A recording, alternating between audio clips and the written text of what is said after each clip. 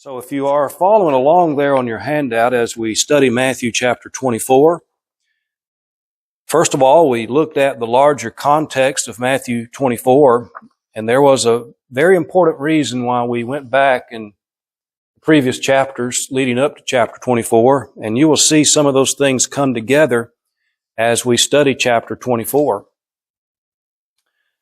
And then as you come on down to point number 2, major point number 2, we looked at some things concerning the temple area. There in Matthew chapter 24, verses 1 and 2. And I believe when we ended our study last Sunday, we were looking at point number 3 concerning the two questions that the disciples asked Jesus. And I just want to go back over that because it is important that we understand the breakdown of these questions that they were asking Jesus. Actually, let's just go back and begin with verse 1. Jesus, he went out and he departed from the temple, and we said that refers to the temple area, which was a very large area. And his disciples came to him to show him the buildings of the temple. And there were a lot of buildings. They were magnificent in their structure and in their size. And it was in this temple area that Jewish life was found during the first century. A lot of trade and commerce and buying and selling went on in this. It was almost like a little miniature town. But it was not the entirety of Jerusalem, but rather it was we might say, like the downtown area of Jerusalem. But it is referred to as the temple or the temple area. Jesus said to them, "Do you not see all these things?" Now, it is hard for us to kind of imagine what all they are looking at. If you have seen some pictures of the old temple ruins, those have been preserved from archaeology and discoveries of that nature, where we have a good idea of what some of those buildings would have looked like. And so if you can kind of, just in your mind's eye, they are looking out at this whole large area, this temple area, and they are looking at all of the great and wonderful buildings of the temple area. And Jesus says, "Do you not see all these things?" Now, we talked about that expression, "these things," last time, and how that is a key identifier in this context as Jesus is going to talk about the destruction of the temple, including really the whole city of Jerusalem. And that is what we're going to be getting into a lot more as we proceed here in Matthew chapter 24. So again, try to imagine the situation. Do you not see all these things? You can almost see Jesus pointing them out here, all the buildings of the temple. He said, "Assuredly, I say to you." Now, we know exactly what he's talking about when he says these things. "I say to you, not one stone shall be left here upon another that shall not be thrown down." So it's very clear what Jesus was referencing. He is clearly talking about all of the stones of the buildings of the temple. It's going to be destroyed. Not one stone shall be left upon another. And so that indicates complete destruction, does it not? And then verse 3, here we have the two questions. As they sat on the Mount of Olives, again just a couple of miles east of Jerusalem, the disciples came to him privately saying, "Tell us, when will," now here's this expression, right? "These things be?"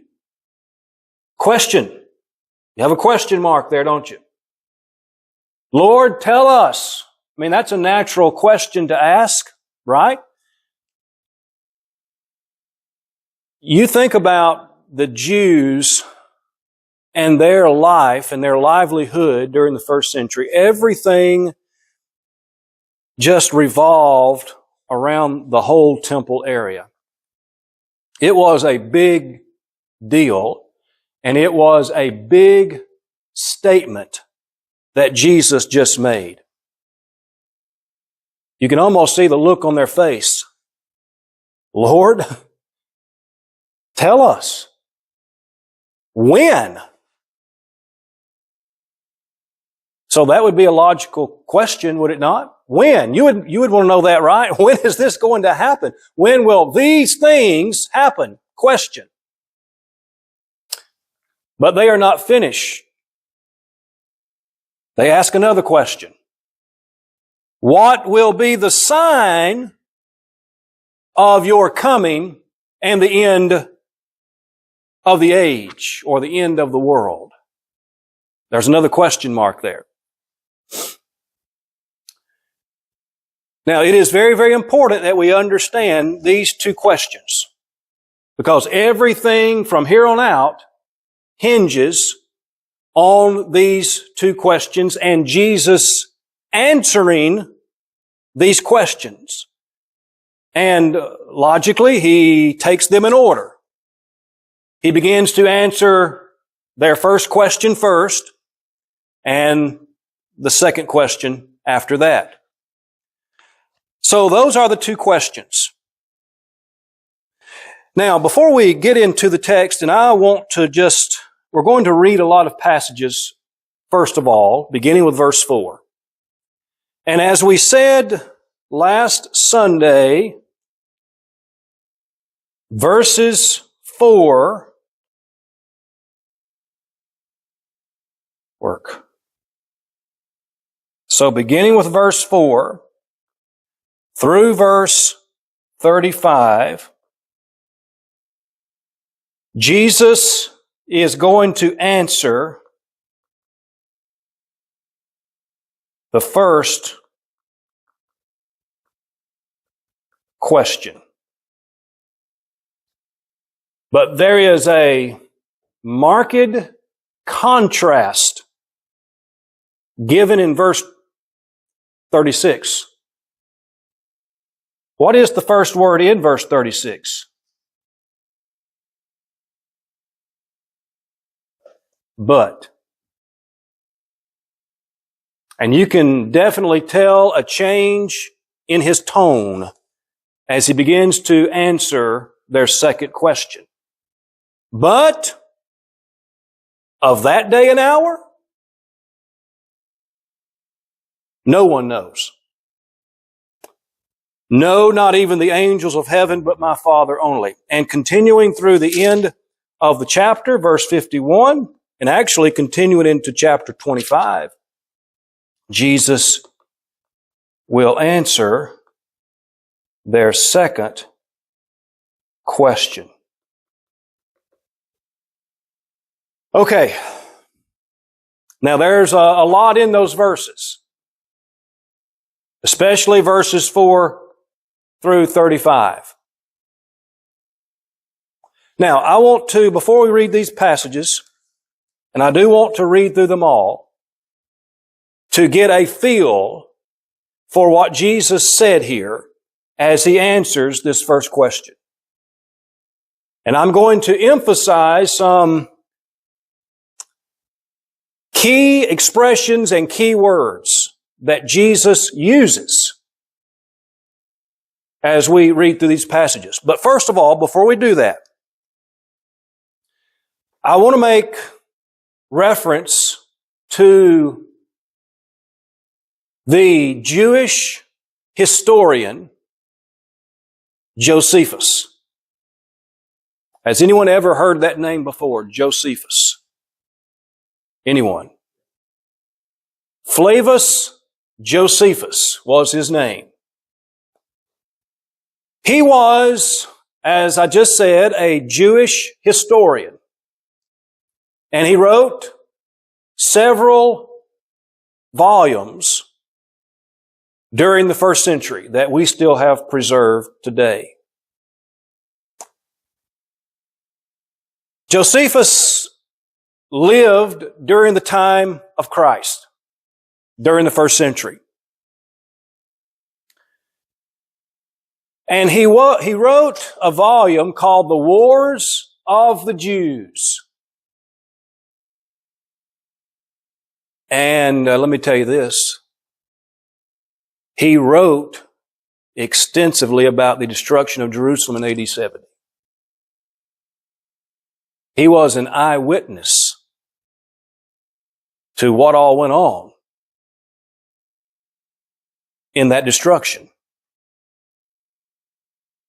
I came across one brother wrote an outline about Josephus, and he titled this, Josephus, Eyewitness Confirmation of the Fulfillment of Matthew 24, 1 through 35. Let me read just a couple of things of what he says here about Josephus. He says, the writings of Josephus have come down to us today, and they serve as both an uninspired and unintentional confirmation of Jesus' prophecy regarding the destruction of Jerusalem. Josephus' eyewitness account of the Jewish wars as they relate to the fulfillment of Jesus' prophecy of the destruction of Jerusalem in AD 70. Now, I want to go back and note something that he said here. The writings of Josephus serve as both an uninspired and unintentional confirmation. I want to look at those two words that he uses. The writings of Josephus are uninspired. That is, they are not inspired of the Holy Spirit. But nevertheless, they are still historical documents, just like anyone today can write a historical account, say of the Revolutionary War or the Civil War or Vietnam or whatever. And that's what Josephus did. And so, although his writings are uninspired, they are still very valuable to learn what happened during that destruction. But the second word that he uses is unintentional, and then he says confirmation. So the writings of Josephus serve as unintentional confirmation. What is significant about that? Well, Josephus was not a Christian. As a matter of fact, he tended to be an enemy of Christ and Christianity and Christians. And so that makes it amazing in the fact that what he wrote was an unintentional confirmation of what Jesus said in Matthew 24. In other words, he wasn't intending to confirm what Jesus had already said in Matthew 24 of what would come to pass in AD 70 in the destruction of Jerusalem. He just recorded in the Wars of the Jews what happened. And much of what he said in that volume, in that work, is exactly what Jesus had prophesied and what he had said in Matthew chapter 24. And so I find that just utterly fascinating that Josephus, not a Christian, and yet he confirmed what Jesus had prophesied regarding the destruction of Jerusalem. He was born in AD 37. And I think he died around 100 AD. Again, he wrote The Wars of the Jews. He also wrote another volume called Antiquities of the Jews, which is a history of the Jewish people from creation until AD 66. He wrote an autobiography called The Life of Josephus. And so I am going to be referring to Josephus as we go along in this study. Again, he serves as an eyewitness of the fulfillment of our Lord's prophecies of the destruction of Jerusalem. And I think you'll appreciate that more as we go along in the text. All right, so let's begin in verse 4. And I just want to read all the way through verse 35. Now, I realize that at first reading, before we actually dig into the text and study it, it's going to be, some of the language is going to be confusing to you. And we will do our very, very best to make sense of it as we go along. So Jesus, verse 4, Jesus answered and said to them, and I'm going to grab me a little swig of water real quick.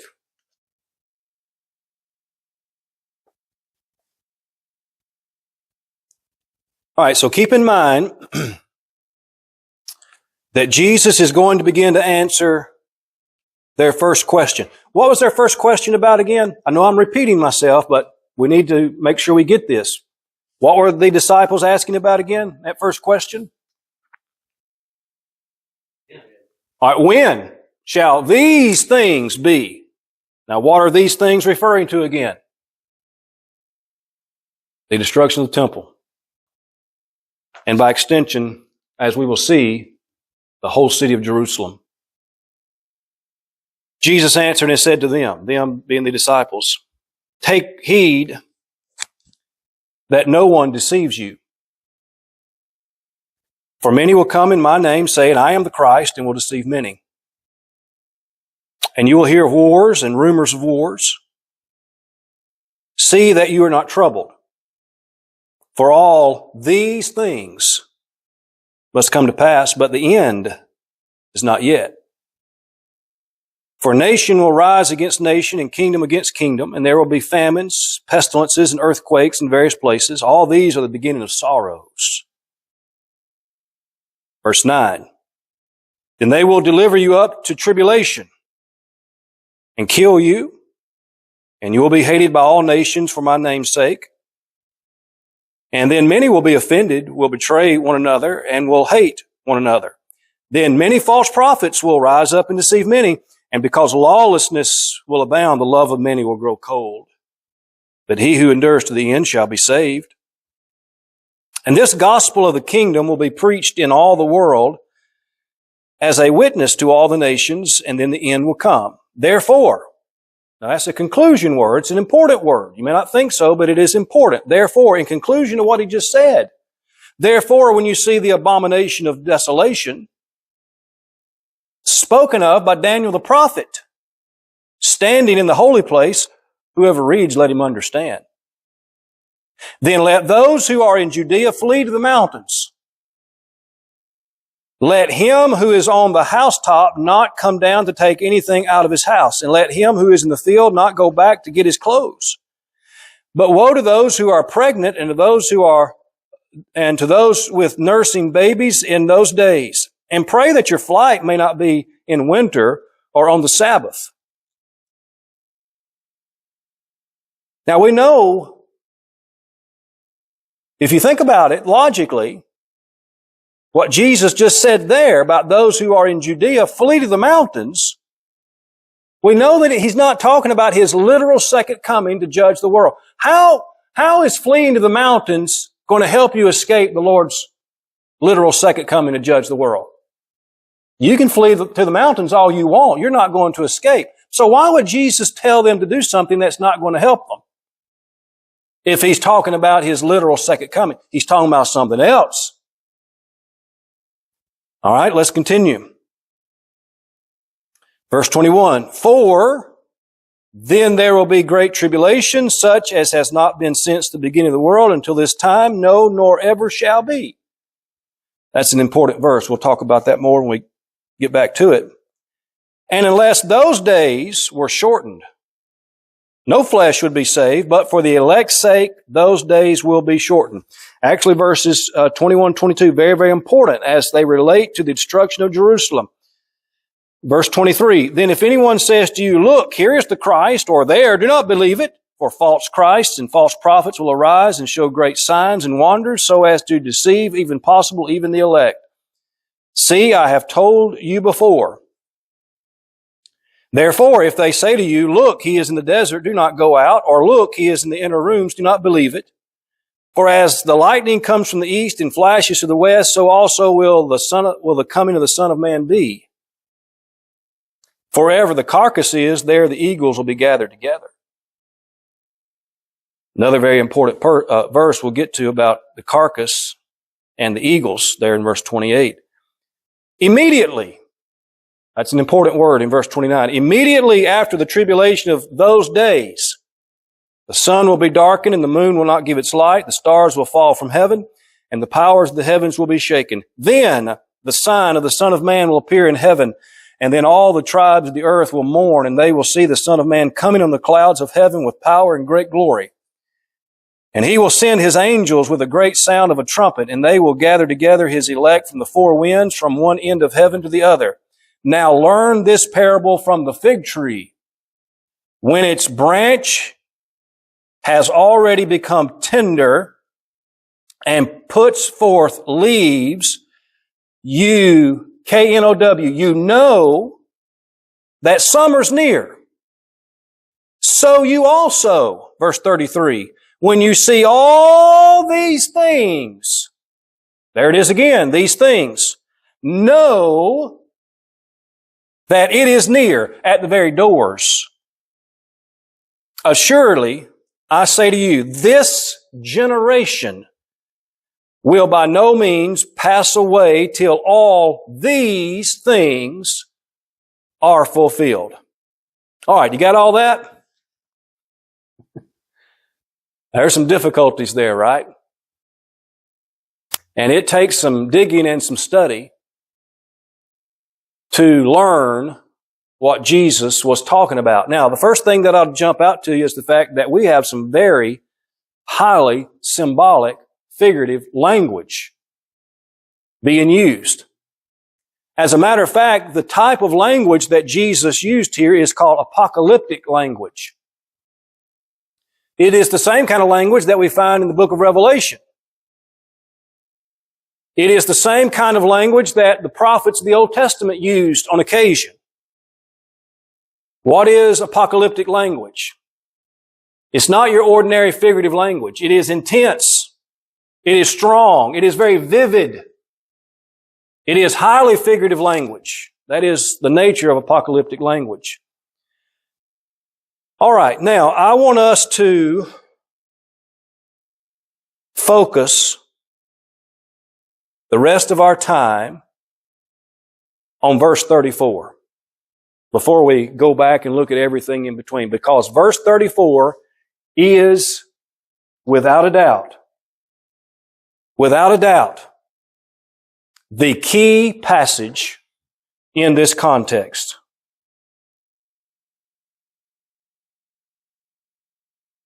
And so if you are looking there on your handout, this is point number 4 at the very bottom, examination of the critical key verse, Matthew 24, verse 34.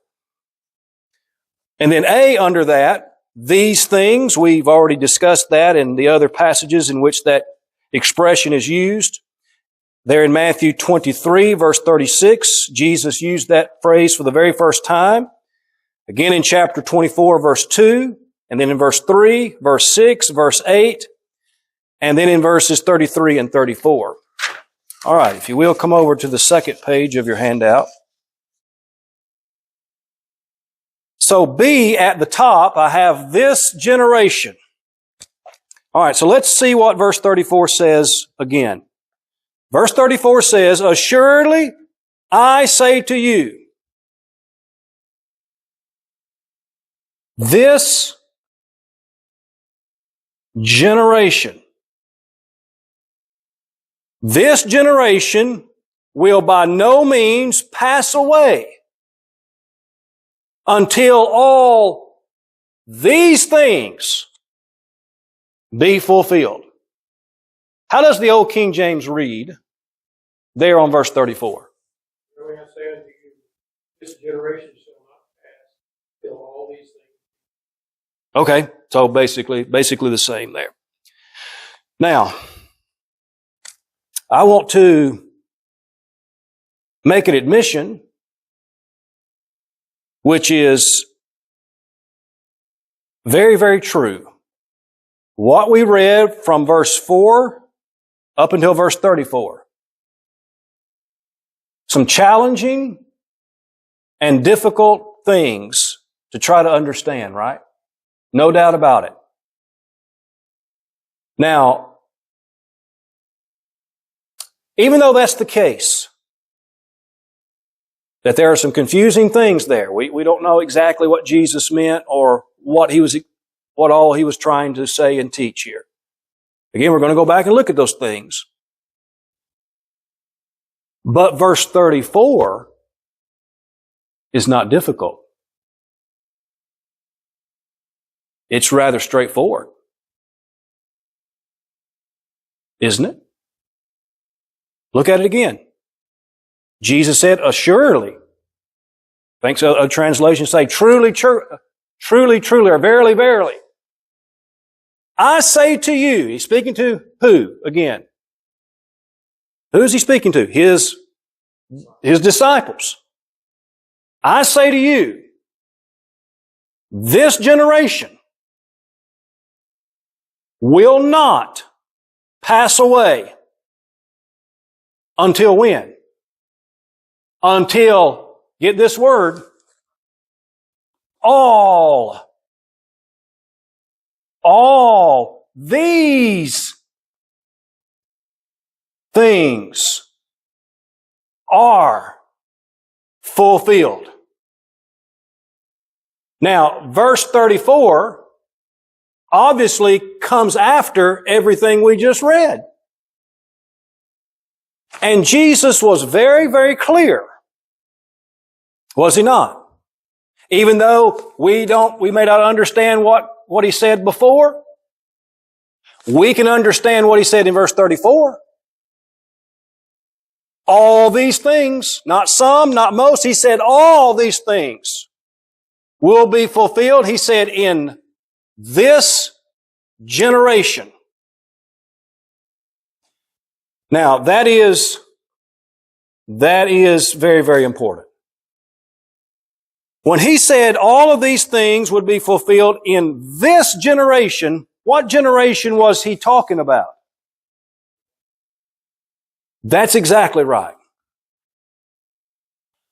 He was talking about the generation then living at the time that he spoke. You cannot read that and interject a generation 2,000 years into the future. That's not what Jesus said. But when Jesus said to his disciples, after he just said everything that he did in verse 4 through verse 33, he said, "Assuredly I say to you, this generation," that is the one then living, would not go out of existence, would not pass till all what? These things are fulfilled. So whatever Jesus had in mind, whatever he meant in the preceding verses, we know they are a part of these things that would be fulfilled in that generation, then living at that time, and he said all would be fulfilled. Now, let's look at some other verses that are in the book of Matthew that also has this expression, this generation. And I don't know if I included these verses on your handout. I did not. So, again, we are looking at point B, this generation there on your handout. And let's turn, first of all, to Matthew chapter 11. I'm going to go ahead and put them all up here. Matthew 11, verse 16. Matthew chapter 12. verses 41 and 42. And then Matthew chapter 23, verse 36, which we already looked at, but we'll look at it again. All right, so first of all, let's look at Matthew chapter 11, verse 16.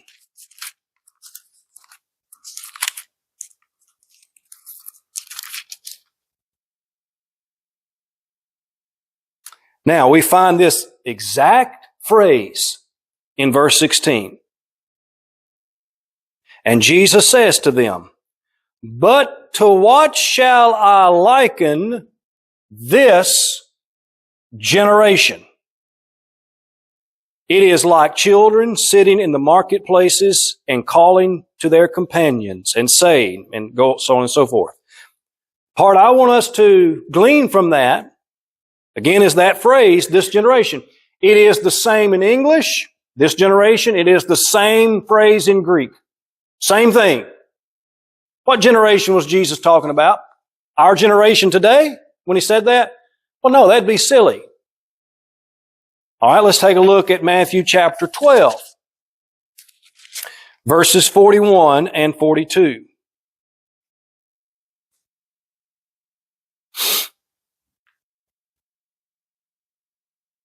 Matthew chapter 12, verses 41 and 42. "The men of Nineveh will rise in judgment with this generation." There it is. "And condemn it, because they repented at the preaching of Jonah, and indeed a greater than Jonah is here. The queen of the south will rise up in the judgment with this generation and condemn it." Again, we see that phrase, this generation. What generation was Jesus talking about? Well, he was talking about his contemporaries, the ones living there, in which he said those words. All right, look at verse 45. "Then he goes and takes with him 7 other spirits more wicked than himself, and they enter and dwell there, and the last state of that man is worse than the first. So shall it also be with this," and he says, "wicked generation." Now again, what generation is he talking about? The one then. Look at verse, and then you come over to Matthew chapter 23.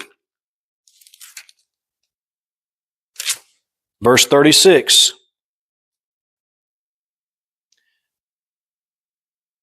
Matthew 23, verse 36. "Assuredly I say to you, all these things will come upon this generation." And then he said, "O Jerusalem, Jerusalem, and the one who kills the prophets and stones those who are sent to her." Again, what generation is he talking about?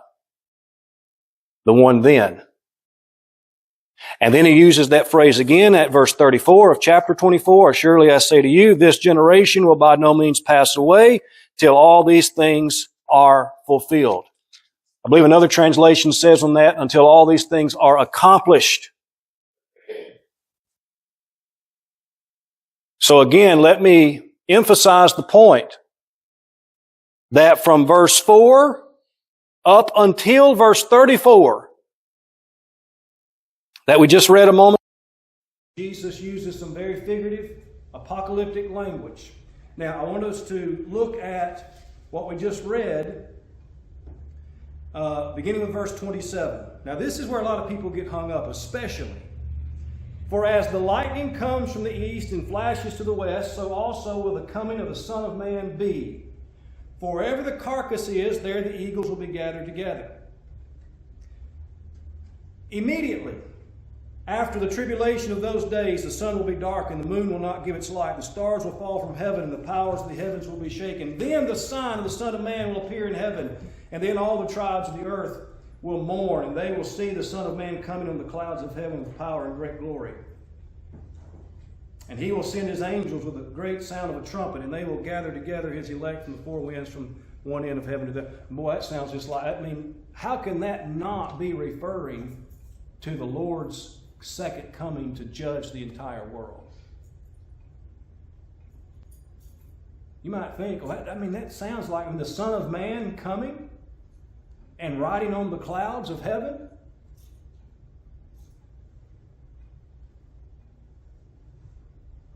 Here's something very intriguing. I think I mentioned this last week, and I'll end with this.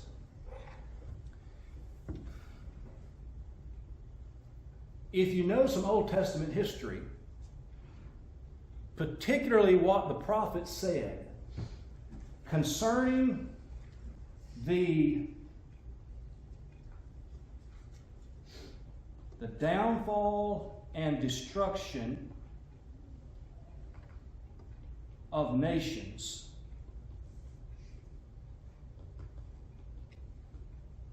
in the prophets, such as Isaiah, Daniel, Ezekiel,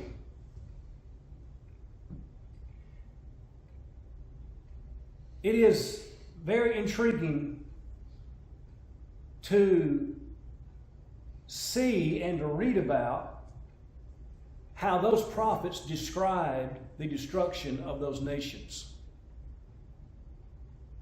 Somebody says, well, what are you getting at?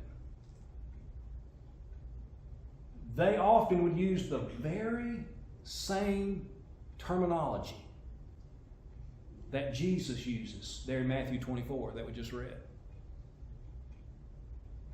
As a matter of fact, the language is almost verbatim. For example, in the book of Isaiah, and we'll look at this more when we get there, but in the book of Isaiah, Isaiah described the destruction of Babylon, the world empire at that time. And did you know that Isaiah said the same thing that Jesus said? Or we should say Jesus said the same thing that Isaiah said about the destruction of Jerusalem. That the Lord would be coming on the clouds.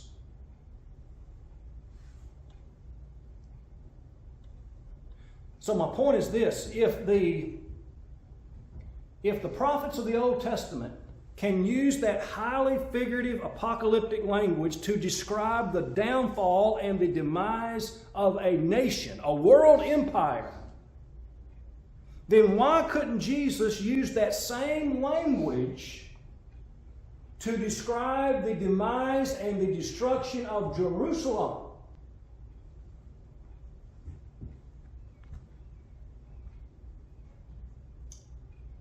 As a matter of fact, he did, as we just read. But the key to take away is verse 34. I keep going back to verse 34. Always go back to verse 34 because it is the key verse that all these things would be fulfilled in this generation. That is the one then living. All right, we're going to stop right there. And we're going to get more into each of those passages, beginning with verse 4 next time. I believe Brother Cannon should be here next week. And so the week after that, we will begin to look at all of these signs that Jesus set forth. You know what Josephus says? Josephus recorded the fact that not a single follower or disciple of the Lord was killed in the destruction of Jerusalem.